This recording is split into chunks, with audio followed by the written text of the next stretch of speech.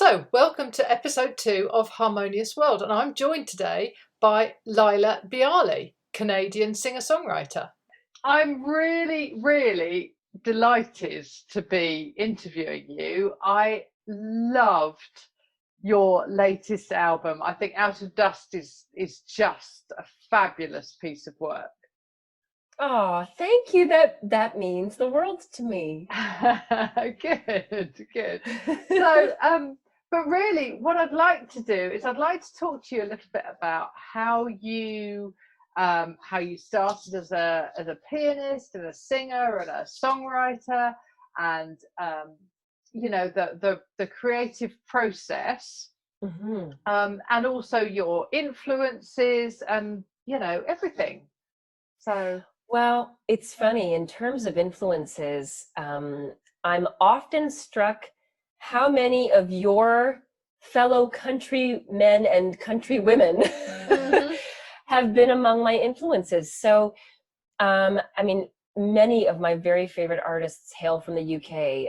Everyone from, Norma Winston to uh, on the more pop side of things, Sting, Peter Gabriel, Radiohead, Coldplay. Those are all artists that I love. Jamie Cullum Oh is yeah. another favorite in the jazz world. I mean, he's incredible. And Jacob Collier, I mean, really, like, I Yeah. don't know what's going on over there, but some of the very best music. Jack Garrett Yeah. comes from where you are, and really strikes a chord with me, so to speak. So, yeah, those are some of the influences.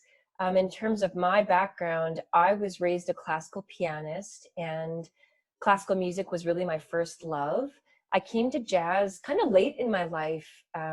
It wasn't until I was in my later teen years. So I think I was 15, 16, around the time I was really first introduced. And jazz did not immediately resonate with me. I didn't understand it. I didn't, it sounded a bit strange to me, some of the jazz that I was initially exposed to, like Coltrane, it was very Oh edgy yeah. and Yeah.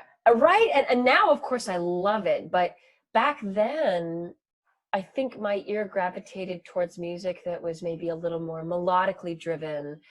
But then I discovered pretty early on jazz artists who were coming at jazz with a little bit more of a classical sensibility. Someone like Kenny Wheeler, another he's Yeah. Canadian, lived in the oh my goodness, I'm blanking. I think it's the pianist who he worked with a lot. I'm just drawing a blank right now. He was John Taylor, Oh right? yeah. He would play on ECM records, Peter Erskine's trio. He was in Peter Erskine's trio.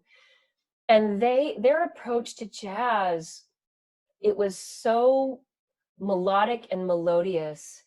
It really helped bridge those worlds for me, classical and jazz. And Yeah. that became my entry point. And then I kind Right. of took it from there. Yeah. Yeah. But it's interesting hearing you talk about those guys and some of the influences that you mentioned. What I'm particularly fascinated with at the moment, it's become a little bit of an obsession, is the fact that music. I like music that you can't stick in a genre, that you can't Mm, stick in a box and go, that's what this is. Or particularly an artist. I love artists that change and that move. And who knows what Miles Davis would have gone on to do, because oh, the stuff that he was doing at the end was as close to pop. mm, And absolutely. yeah, and there's a great Quincy Jones quote about the only music I don't like is bad music. The only Yes. that actually that's what it's about. It's about creating good music and Yes. let other people decide what box they're going to put it in. I completely agree with you. And one thing that's great about what they call the democratization of the music industry, where everybody has access via Spotify and streaming platforms, the need to categorize or relegate an artist to a genre has lessened. And that's good news for me, because it's good news for me because I am someone who doesn't fit neatly into a specific box, and that's made it a bit of a tougher path over the years, where very often radio has demanded that an artist be clearly defined, and you can't always define the artist. So it's exciting to see that we're moving more and more into an era where that's less important. Yeah, absolutely, absolutely. And I think that's that's one of the things. Out of Dust is one of those albums that it's kind of it's got elements of classical jazz and pop that just interweave around it all the time. Yeah, that makes me so happy to hear. I know I've had very interesting business conversations over the years where I sat across the table from somebody with a look of consternation who would say, gosh, can you just give us something that is clearly this, because then we can market it to radio, and you're gonna soar to the top of the charts, yada yada. And that was very, I was both intrigued and kind of concerned, that it seemed I wouldn't ever find a home musically unless it was like you said, in a box, right? So yeah. You and I are speaking the same language. Yeah, and I think one of the people that's done that over here, although he's American, is Gregory Porter. Oh yes, because he is. I mean, such a singer. It's incredible. Oh well, that voice, yeah. And I think he absolutely defies the classification, because he is a jazz musician. He absolutely employs jazz musicians in his band, and yet what he produces is actually pop, often, not always, but often. Yes. And I think we in this country, we've got all sorts of jazz radio stations. Jazz FM is amazing, and I think they struggle sometimes with. I mean, when his album, not this one that's sort of about to come out now, but the one before, which was the oh God, what was the songwriter that he did? Not Cole Porter. Oh my gosh! Of course. Yeah.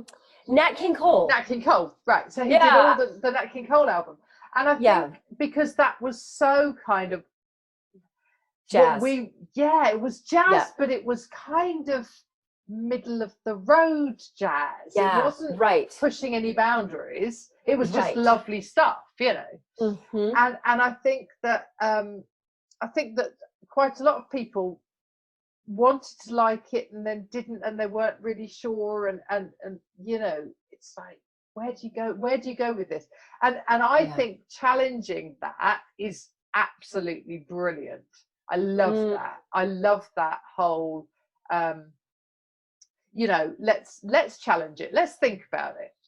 Yeah, and I love that you acknowledged that Miles Davis, he couldn't be contained in terms of his musical direction. He was following his muse, and in a way, because he's such a seminal jazz artist, it's like that's a reminder to us that jazz in itself is kind of forward moving, and I think it's a genre that has invited artists to continue to push boundaries.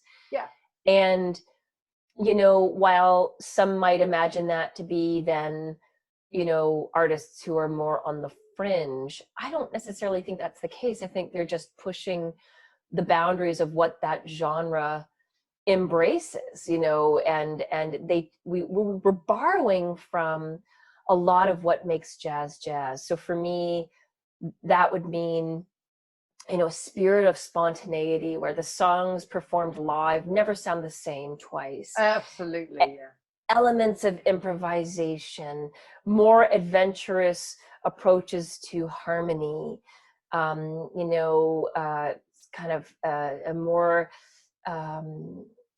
exciting, possibly a more exciting use of instrumentation, or a more broad use of different instrumentations. And I feel like jazz is a great sandbox to play in. Yes, that's a great way of putting it, actually. Yeah. Right. Until somebody comes in and says, "Well, you can only stay in this corner. Yeah. Here are the only toys you can use." I feel like the spirit of the genre is one that says, "Do whatever you want." Yeah. Yeah.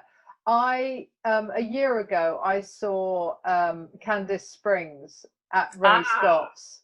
Yes, exactly. She does that, and she does.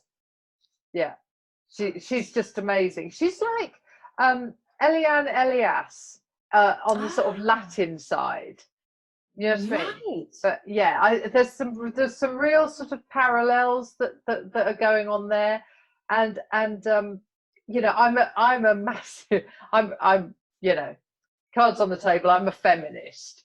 And I love it when women go, I'm going to do this.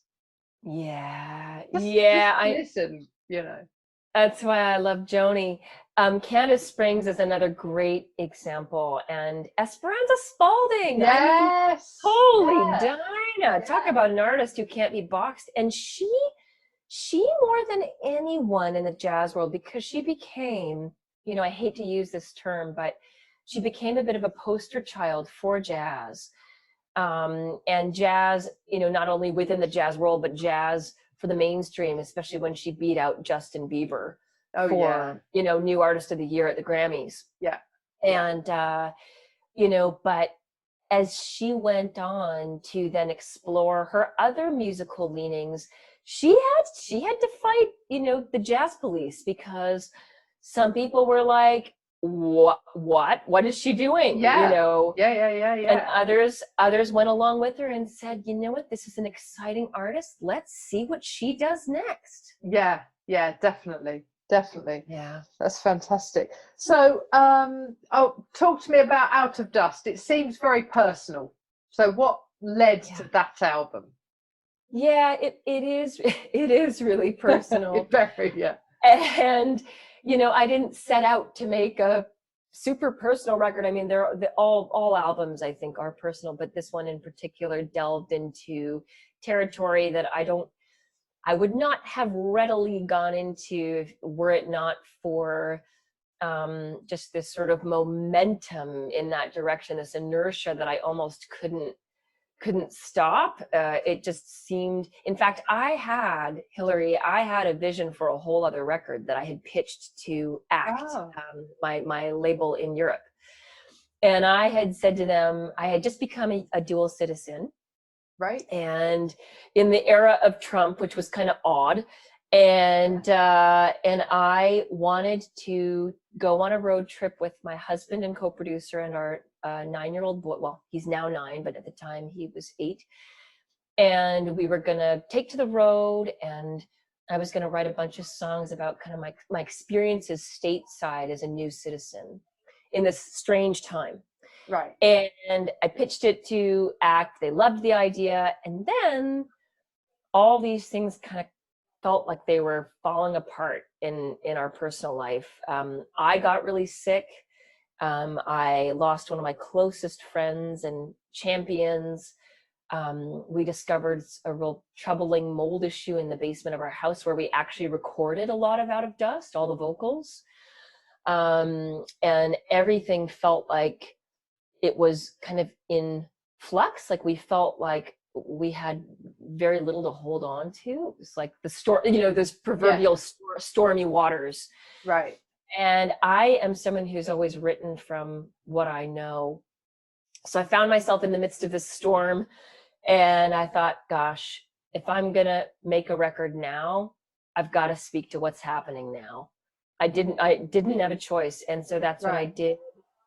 And I actually, when I was, my friend Wendy, who passed away, when I was at her side, we were, a few of her closest friends were in the hospital with her on a regular basis because she was an only child, and her mom was quite elderly and lived a few hours away.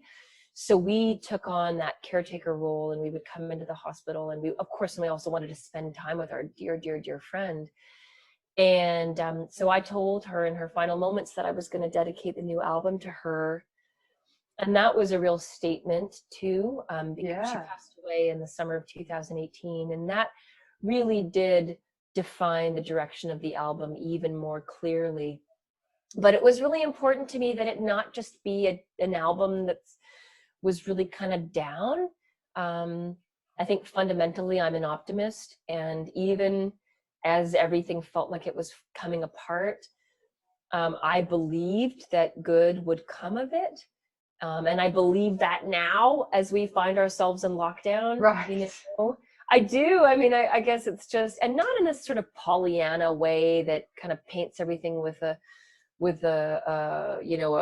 I don't know, I'm mixing metaphors here, but a rose-colored brush, or sees everything through rose-colored glasses, but one that through history believes that, this too will pass, and we'll be the stronger for it. Right.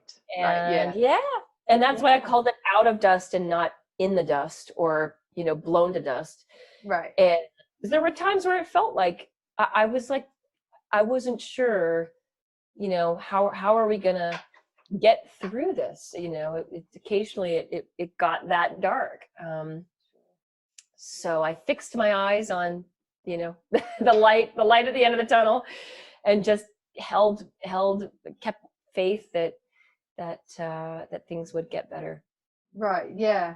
Oh, good. Good. I mean, that's a great philosophy for life, and I think one of my next questions was going to be, you know, how is lockdown for you? Because interestingly, I heard your album literally as we were going into lockdown. So Yeah. middle of March, whenever it was, I got my copy of Yep. it, and I was like, this really resonated with me. It was really like I got it straight away.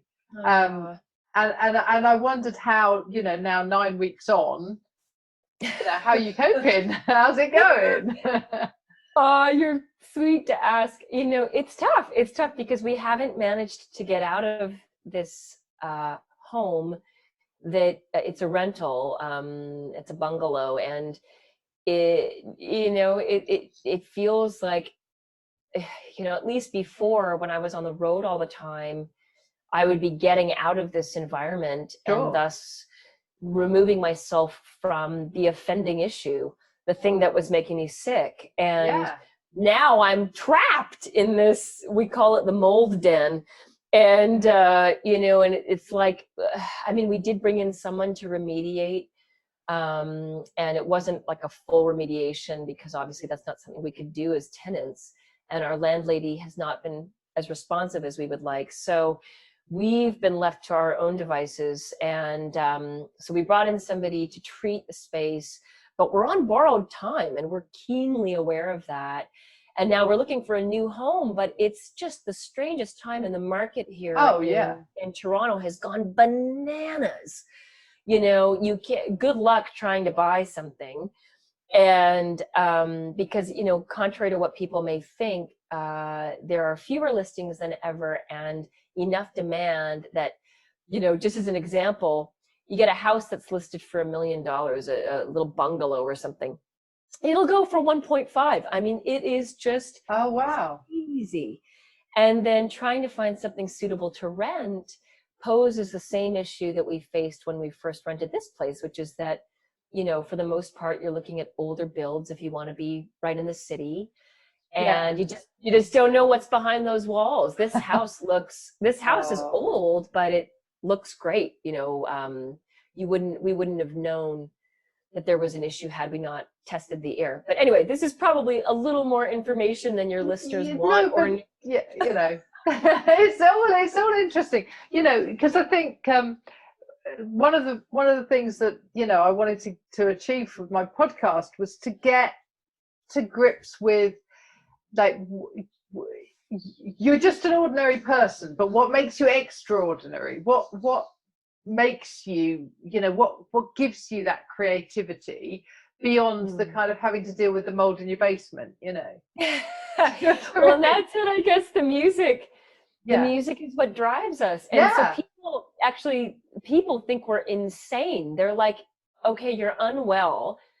For pity's sake, put everything in storage and move. Like, if you have to move to a 3-bedroom apartment, in a building, and that, like, in a larger building, and that's what you need to do to get well, for pity's sake, do it. But my husband and I are so driven by our need and desire to make music. I mean, in a way, that's that's the thing we hold onto in the midst of the storm. That's our guiding star, right? Right. And our anchor at once. So if we just said, okay, we'll do that, and we stripped ourselves of the very thing that we feel anchors us, I think we'd feel equally at sea. And that's really difficult to explain to somebody who goes, my goodness, there's got to be an easier way forward, an easier solution. But yeah, it's the music sort of comes first for us. Yeah. And that's how we continue to press on. Yeah. Brilliant. I mean, and I think that the whole thing about so many people turning to music in this time, whether that's as an audience or, and realizing just how much they rely on music.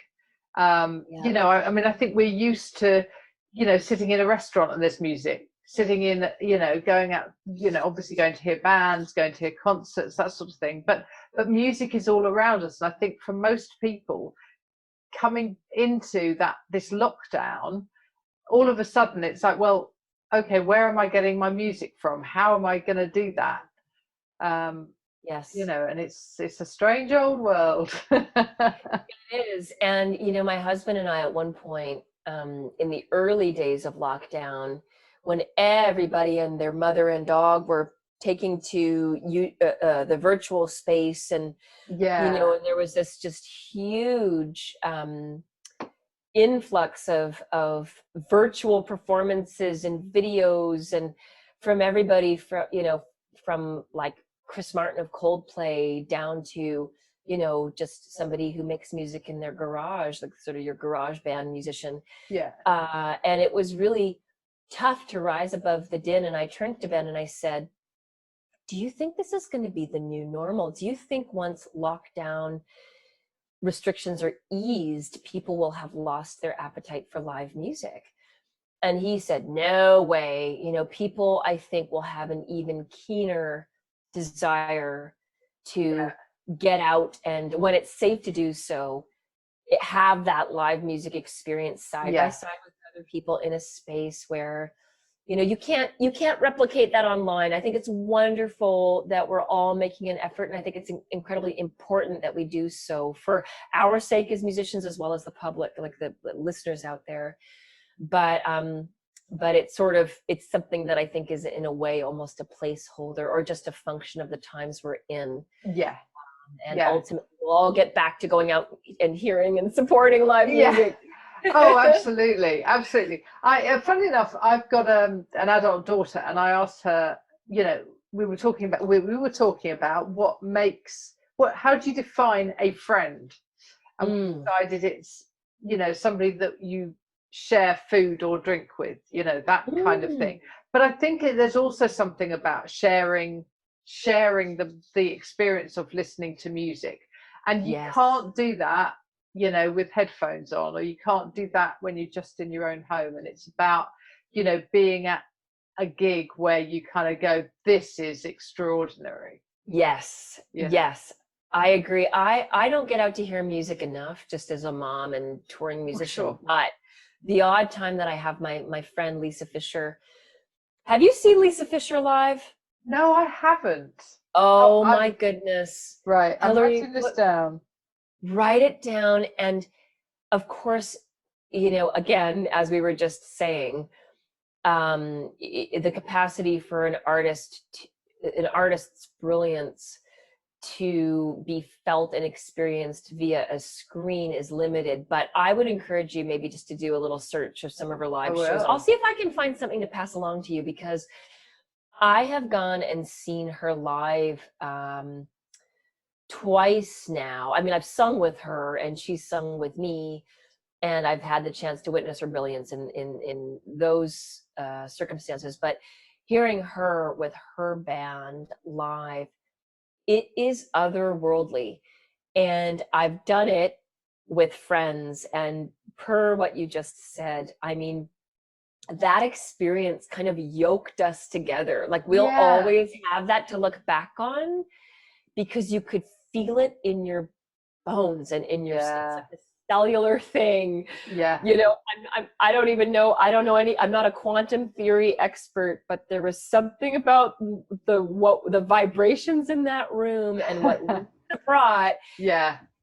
When you get that, there's nothing like it, is there? There's nothing like it. It's actually kind of life-changing.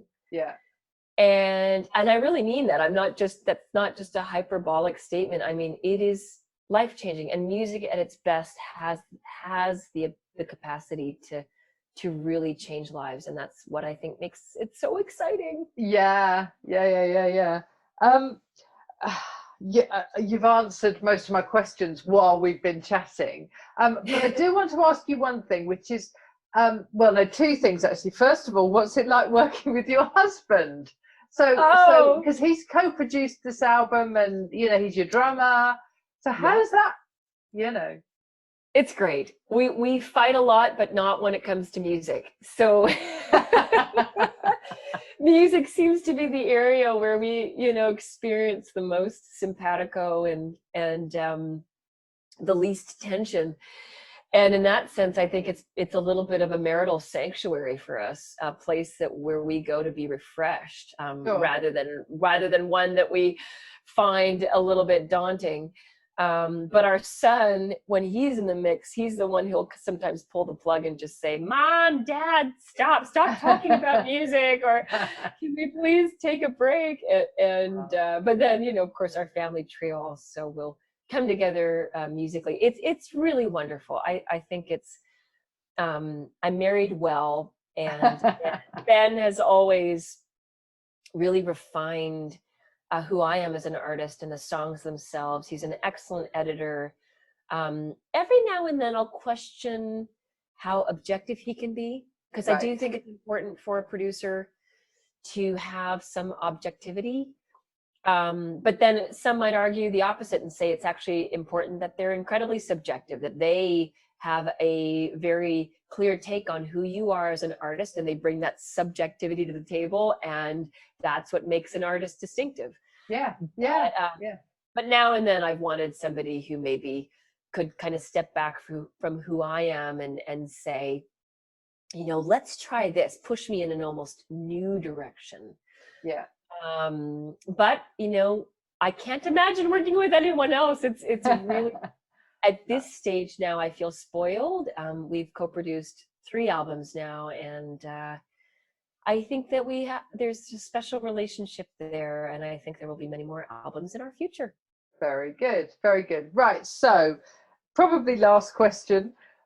So my favorite track on Out of Dust is "Take Me to the Alley." I love your version of that. I think it's just such a beautiful song anyway. So is that why you wanted to do your own thing with it? Actually, my friend Wendy Nellis, who passed away a couple of years ago, that was one of her favorite songs. She introduced me to I don't know if she introduced me to, no, she didn't introduce me to Gregory Porter, but she introduced me to that album. Right.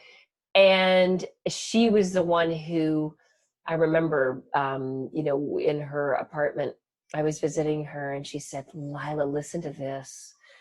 And we sat and listened to the song and we were both in tears. I mean, because the message is so profound. Yeah.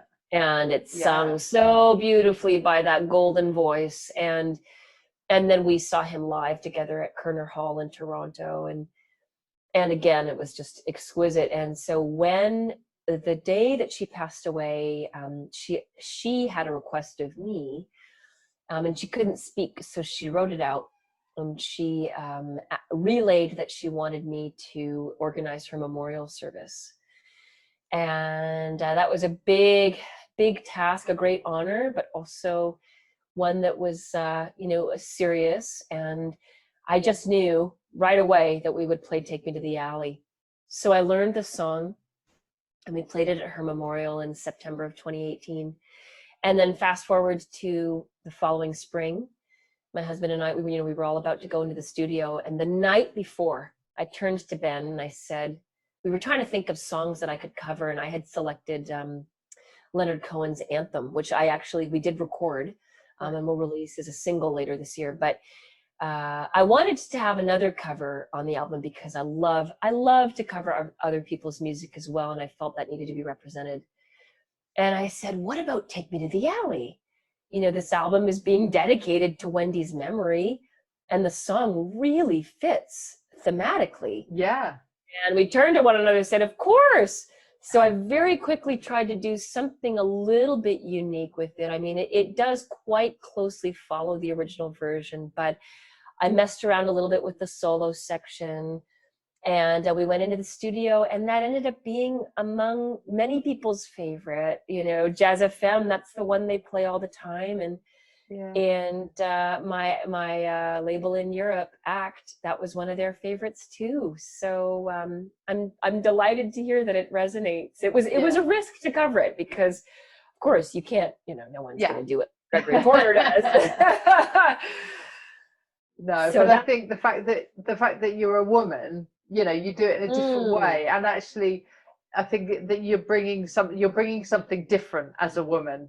That not just in the timbre of your voice, etc., but in your expression. I think it's Oh, I love that. That. I wouldn't have thought of that, but yeah, that is something unique that I would bring to the table that Gregory couldn't. Yes, exactly. Exactly. Brilliant. Well, it's been so nice speaking with you, and I hope we get to meet and hug when I go across the pond. London is, I don't know where are you in the UK? So I'm about 30 miles north of London.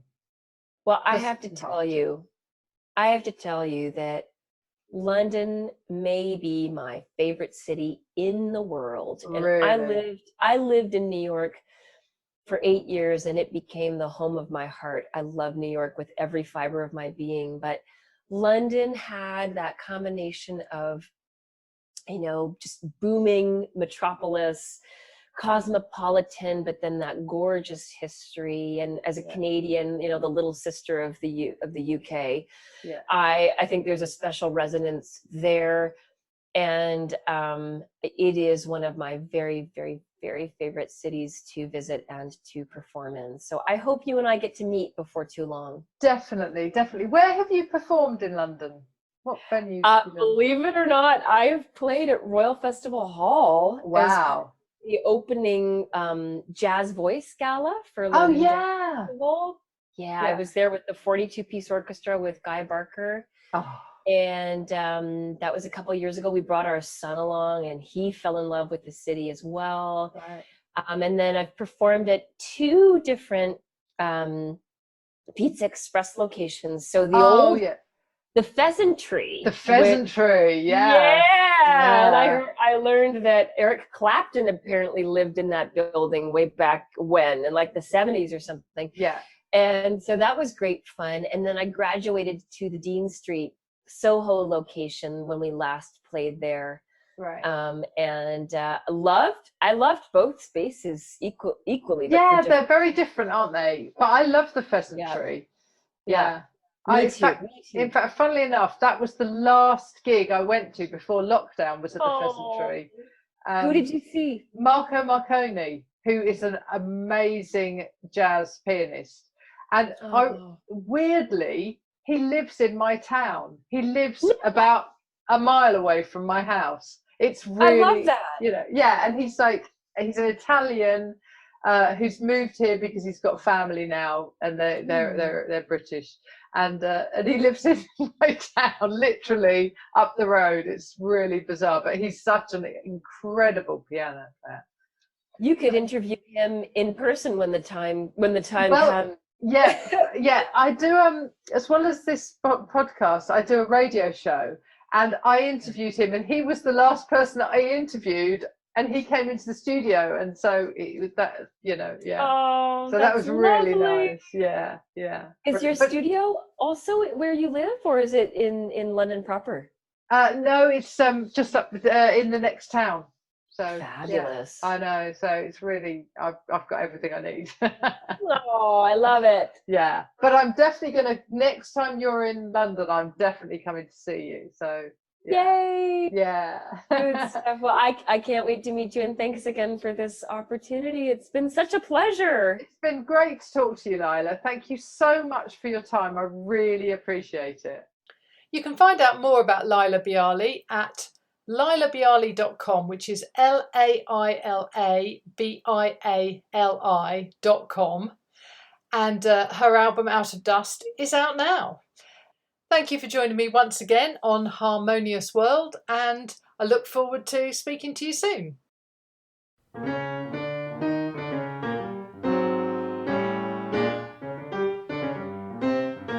Thank you for listening to the latest episode of Harmonious World. My name is Hilary Seabrook, and it's a great delight to bring this series of discussions with musicians and composers and writers and all sorts of people to you. Obviously, there's no point in having a podcast if people aren't listening, and I'm very grateful to my listeners for doing so.